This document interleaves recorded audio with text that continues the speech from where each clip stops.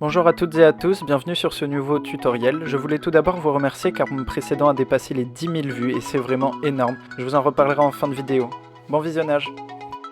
Pour réaliser votre système de goutte à goutte, vous aurez besoin d'une bouteille en plastique tout à fait quelconque, de glu, d'un briquet, d'une aiguille en métal, de cure-dents ou de ficelle, au choix.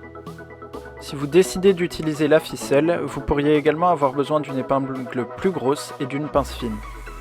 Pour ce qui est de l'aiguille qui va vous servir à percer les trous, je vous recommande d'en prendre une avec une tête en plastique afin de ne pas vous brûler au moment où l'on chauffera l'aiguille et de ne pas vous faire mal en appuyant dessus. Prenez votre aiguille protégée en l'attrapant par la tête en plastique afin de ne pas vous brûler, puis chauffez-la avec un briquet. La chaleur va permettre à votre aiguille de rentrer plus facilement dans le plastique. Retournez votre bouteille et faites un premier trou, puis au-dessus de ce dernier, percez-en un deuxième, plus petit.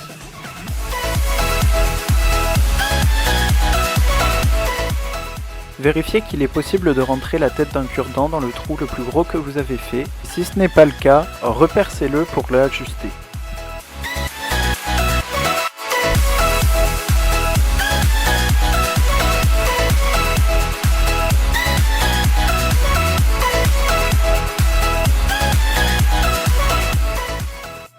Positionnez ensuite le cure-dent de manière à ce qu'il soit légèrement incliné.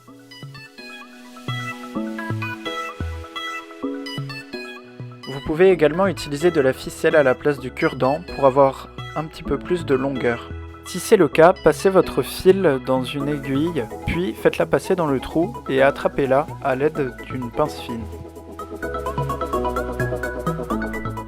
Une fois que c'est fait, vous pouvez enlever la ficelle du chat de l'aiguille. Faites ensuite un double nœud du côté de la ficelle qui passe à l'intérieur de votre bouteille afin qu'elle ne s'en aille pas.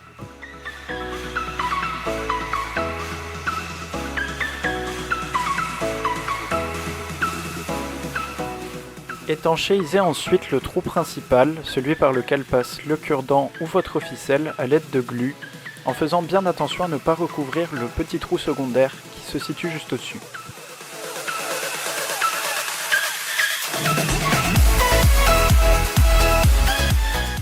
Percez ensuite sur le bas des bouteilles des petits trous qui permettront à l'air de rentrer, ce qui permettra à l'eau de sortir.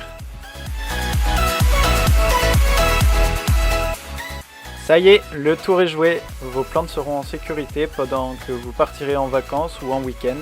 Il n'y aura aucun problème.